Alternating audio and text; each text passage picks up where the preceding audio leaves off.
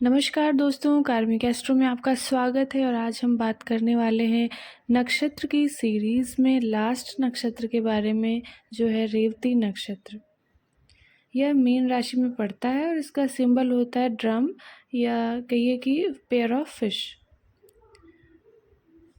इनके डीटी होते हैं पूषण देवता, जो कि सुरक्षा के देवता माने जाते हैं। इनको विष्णु देव की पूजा भी करनी चाहिए। और रेवती नक्षत्र के जो लॉर्ड होते हैं वो हैं बुध रूल करता है इस नक्षत्र को।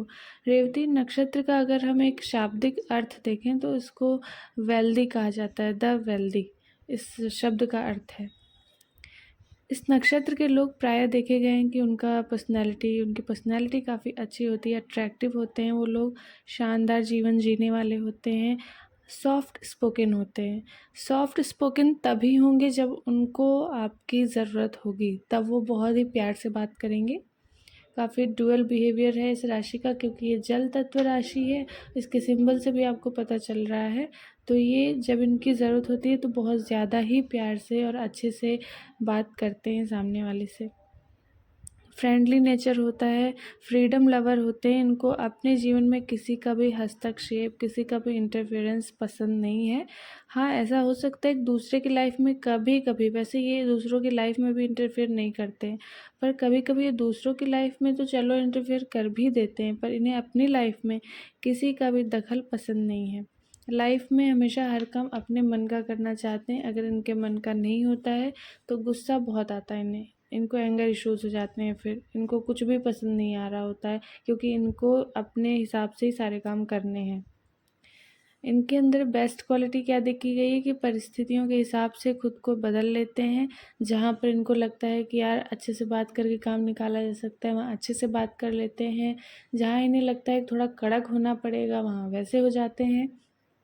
इस वजह से देखा गया है कि इस नक्षत्र के लोग लाइफ में अच्छी सक्सेस पा लेते हैं, क्योंकि जहाँ पर जैसे खुद को बदलना है वैसे बदल लेते हैं।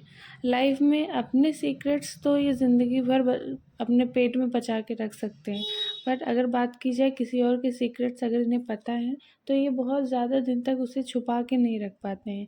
इन्हें है कि किसी ना किसी को तो ये बता ही देंगे।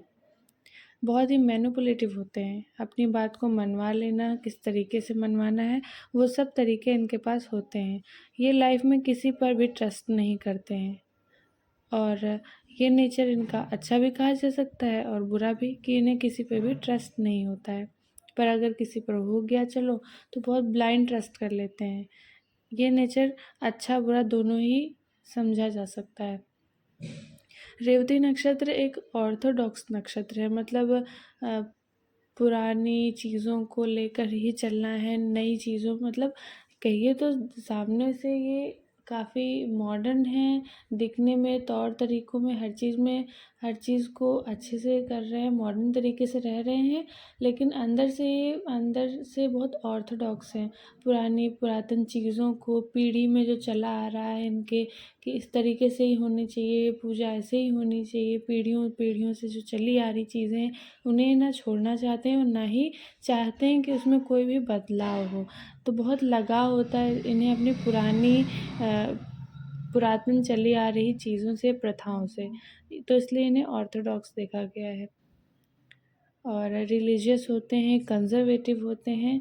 इन्हें एस्ट्रोलॉजी, हिस्ट्री और एस्ट्रोनॉमी इन सब में बहुत इंटरेस्ट होता है, क्योंकि ये सब पुरानी चीज़ें हैं, पुरातन से चली आ रही हैं। इन्हें इन चीज़ों पे बहुत ट्रस्ट है और इन्हें मन होता है कि हाँ, मुझे अपनी पुरानी चीज़ों को जानना चाहिए और इसे आगे भी बढ़ाना चाहिए।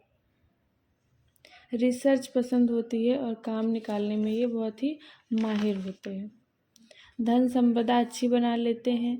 और अगर इनकी कुंडली में गुरु और बुध का रोल इसलिए अच्छा, मतलब प्रोमिनेंट देखा जाएगा, क्योंकि गुरु तो विष्णु जी को पूजा करनी है, तो एक तरीके से फिश जो है अवतार ही था विष्णु जी का। और बुध, क्योंकि ये रेवती नक्षत्र के लॉर्ड हैं बुध, तो इनकी कुंडली में दो जो ग्रह हैं इनका अच्छा होना बहुत ज़्यादा ज़रूरी है। अगर गुरु अच्छा हुआ तो इन्हें हायर एजुकेशन मिलेगी, मतलब बहुत ऊंची पढ़ाई पढ़ेंगे, अच्छी पढ़ाई एकदम। और बुध अच्छा होगा तो IQ बहुत अच्छा होगा, शार्प माइंडेड होंगे। शार्प माइंडेड तो ये होंगे ही होंगे, पर अगर ये 2 प्लैनेट्स ज़्यादा अच्छे हुए तो इनका असर आपको ज़्यादा दिखेगा। अगर गुरु प्लैनेट बहुत अच्छा नहीं है इनकी कुंडली में तो एवरेज पढ़ाई ही पढ़ेंगे, बहुत ज़्यादा नहीं पढ़ेंगे। मैनेजमेंट स्किल्स बहुत अच्छी होंगी, सोसाइटी में अच्छी इमेज होगी। लग्जरी पसंद है क्योंकि मीन राशि में शुक्र हम उच्च का हो जाता है, इसलिए लग्जरी पसंद है, अच्छे से रहना, परफ्यूम्स वगैरह बहुत शौक होगा इनको। बहुत देखा गया है कि थोड़े प्राउडी भी होते हैं, मतलब खुद को लेके या अपनी चीज़ों को लेके घमंड होता है इनके अंदर मन ही मन में। एनिमल लवर होते हैं, साफ़ सफाई पसंद है और हाइजीन बहुत मेंटेन रखते हैं, मतलब खाना जो भी खाना घर में साफ़ सफाई, इन सब चीज़ों में बहुत सफाई चाहिए इनको, नीट एंड क्लीन चाहिए, गंदगी बिल्कुल भी पसंद नहीं आती है, चीज़ों को मैनेज करके रखना है। अब जैसे कि पोषण देवता इनके देव हैं, तो लोगों का सपोर्ट करना या परिवार का पालन पोषण करना, लोगों को भोजन या फिर उनका आजीविका चलाने का की मदद भी ये करते हैं। ये आर्टिस्टिक नेचर के होते हैं और जल्दी किसी से अटैच नहीं होते हैं, कहिए तो फैमिली में भी किसी से बहुत अटैचमेंट इन्हें नहीं होती है। Government job, artist, business, painters और hypnotist, magician, watch maker, traffic police, construction, calendar designer, gemstone dealer और travel industry, electricity, flight attendant and road planner, ऐसे सब जॉब्स ये बहुत अच्छे से कर सकते हैं। ट्रैवल इंडस्ट्री इनके पोषण देव से ही आ रही है, क्योंकि पोषण देवता कहे जाते हैं कि एक यूनिवर्स से दूसरे यूनिवर्स में आत्मा को लेकर ट्रैवल कराने का काम पोषण देव का भी देखा गया है। इस वजह से इन्हें ट्रैवल फील्ड में बहुत अच्छा देखा गया है। जैसे कि हम काफ़ी वीडियोज़ में हमने देखा कि बताया जाता है कुछ सेलिब्रिटीज़, जैसे कि देवानंद को लीजिए, तो देवानंद की कुंडली में उनका नक्षत्र रेवती ही था, तो इसलिए उनकी कुंडली में उनकी लाइफ में आप देखेंगे कि एक मूवी आई है गाइड, जो कि बता रही है कि हाँ उनकी लाइफ में रेवती का कितना बड़ा असर देखने को मिल रहा है, कि उनकी एक बहुत ही फेमस मूवी जो बन के आई है वो भी गाइड ही है, जिनके गाइड यानी ट्रैवल यानी कि पोषण देवता। तो आप कनेक्ट कर पा रहे होंगे इस चीज़ को। इनकी फैमिली लाइफ अच्छी चलती है, बच्चों से इनकी बहुत अच्छी बनती है। इनके स्पाउस जो हो सकते हैं, हस्बैंड या वाइफ, बहुत ज़िद्दी हो सकते हैं, पर हाँ इनकी बातों को समझने वाले होंगे। इनकी हेल्थ की इश्यूज़ देखे जाएँ तो फ्रीक्वेंट फीवर होता रहता है इन्हें, कभी बुखार हो जाना, इस तरीके की दिक्कत। टीथ और मसूड़ों से जुड़ी बीमारियां इनको हो जाती हैं, क्योंकि बुध अगर इनका थोड़ा गड़बड़ हुआ तो। स्टमक अल्सर हो सकता है, कान से जुड़ी दिक्कत हो सकती है और पैरों में दर्द की शिकायत बनी रह सकती है।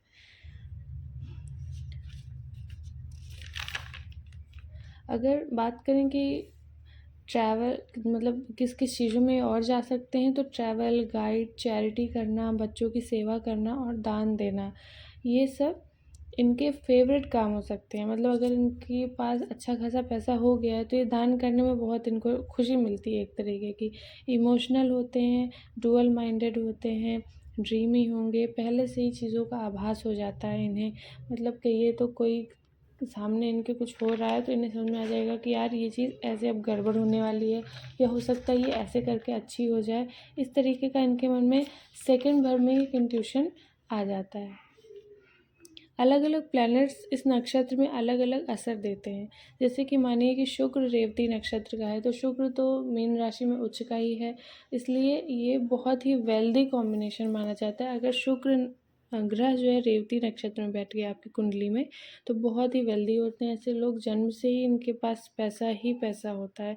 सेकेंड या 11th लॉर्ड अगर रेवती का हो गया तो भी बहुत धन देता है। लाइफ में इनका जो सबसे स्ट्रॉन्ग कनेक्शन बनता है बच्चों से बनता है, बच्चों से इनका लक कनेक्टेड होता है। अगर इनके बच्चे हैं या फिर बच्चे इनसे जुड़े हुए रहते हैं, बहुत इनका मतलब लक बढ़ता है।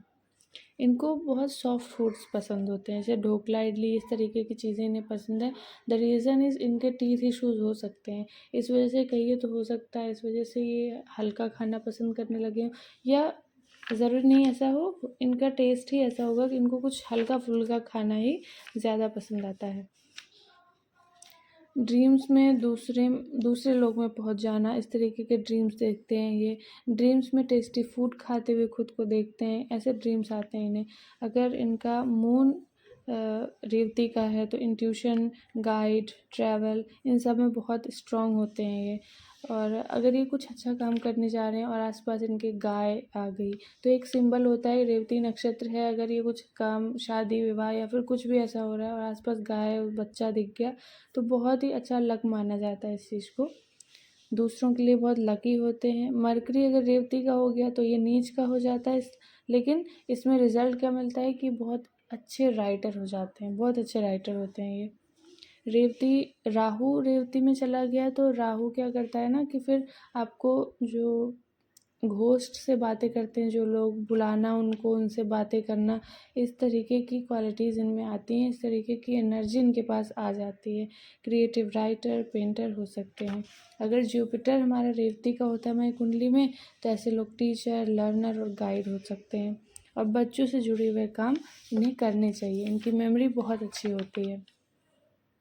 अगर केतु हमारा रेवती का हो गया तो केतु तो है ही स्पिरिचुअलिटी का प्लैनेट, और रेवती भी हमें सेम चीज़ें दे रहे हैं, तो इसलिए ये चीज़ें और इंट्यूटिव हो जाती हैं और स्ट्रांग हो जाती हैं। साधना करना, ईश्वर को पाने की कोशिश करना, मोक्ष के रास्ते पर चलना, इस तरीके का एक मन में विचार और लाइफ इनकी हो जाती है।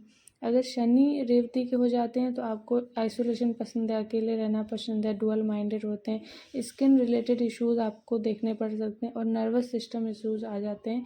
और ऐसे लोग दान करने, दान धर्म और लोगों की मदद करने के लिए किसी भी हद तक जाते हैं।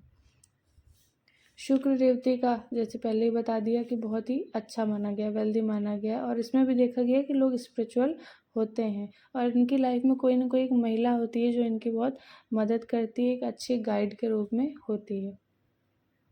अब बात करें सूर्य अगर रेवती नक्षत्र में हो तो इनके पिता सोलो ट्रैवलर हो सकते हैं, आइसोलेशन में रहने वाले हो सकते हैं, पिता इनके कोई गाइड हो सकते हैं, इनके पिता बहुत चैरिटी करने वाले हो सकते हैं, और इनकी भी लाइफ में बच्चों के लिए अगर आप जितना अच्छा अच्छा करेंगे आपकी लाइफ में उतना ही ग्रोथ देखने को मिलेगी।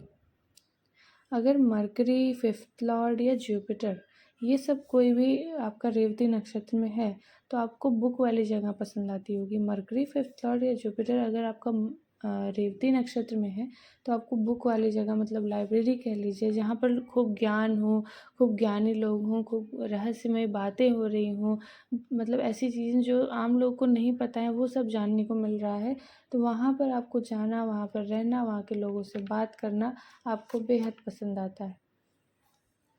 अब बात करें अगर कि इस नक्षत्र के लोग जो होते हैं वो कैसे होते हैं, यानी कि इस नक्षत्र के महिला या पुरुष कैसे होंगे, तो वो हम अब जान लेते हैं।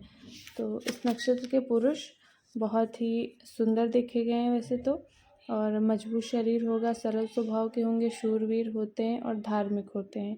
और इस नक्षत्र की स्त्रियां सुंदर, बहुत सारे मित्रों वाली, उदार और पतिव्रता, धन धान्य से युक्त और ईश्वर में आस्था रखने वाली और सोच समझकर निर्णय लेने वाली होती हैं।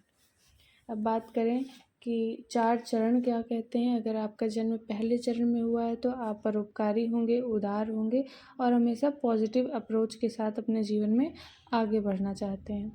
अगर आपका जन्म इस नक्षत्र के दूसरे चरण में हुआ है तो आप बहुत ही ऑर्गेनाइज्ड हैं और हमेशा ट्रायल और टेस्टेड चीज़ों को ही अपनाते हैं, यानी कहीं रिस्क नहीं लेते हैं। इस नक्षत्र के दूसरे चरण वाले लोग हमेशा जो सफल हुआ है व्यक्ति उसको देखकर उसी रास्ते पर चलने की कोशिश करते हैं। उनके मन में ये नहीं होता कि नहीं नहीं मैं ऐसे करके कुछ और रास्ता पाके सफल हो जाऊंगा, वो ये सब नहीं सोचते। वो सोचते हैं कि नहीं नहीं, जो सफल हुआ है उसी को देखते हैं, उसी तरीके चलते हैं। अगर आपका जन्म इस नक्षत्र के तीसरे चरण में हुआ है तो आप सेंसिटिव हैं, दयालु हैं और हेल्पफुल होते हैं।